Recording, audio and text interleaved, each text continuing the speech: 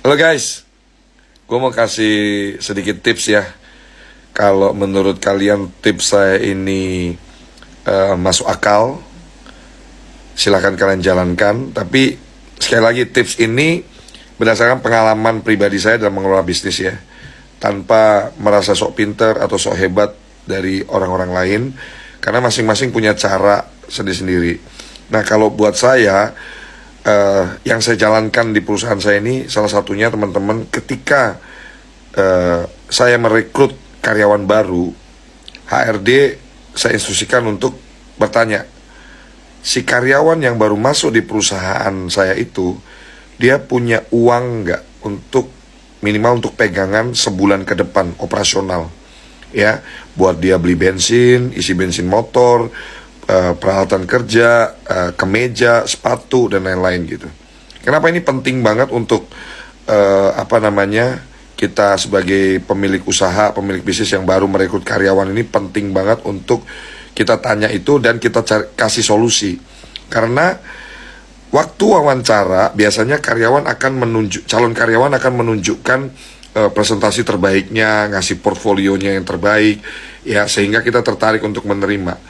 Dan fatalnya adalah ketika pemilik bisnis atau pelaku usaha dia lupa untuk menanyakan si karyawan yang akan bekerja besok di perusahaan kita itu, dia punya uang nggak untuk dia bekal transport untuk dia berangkat ke kantor kita besok. Nah, jangan sampai ketidakpedulian kita itu mengakibatkan si karyawan ini dia senang nih keterima di perusahaan kita, tapi karena dia takut untuk ngomong ke kita, sehingga dia mengalahkan segala cara nih, entah minjem ke teman, ke keluarga, atau pinjem ke pinjol.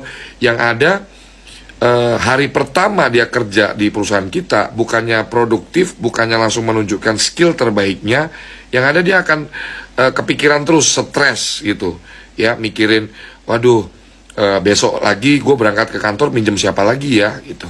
Jadi ini salah satu tips yang cukup berhasil saya jalankan di bisnis saya. Semua karyawan yang baru saya rekrut, saya terima, itu kita tanya dia punya ongkos nggak buat besok dia kerja.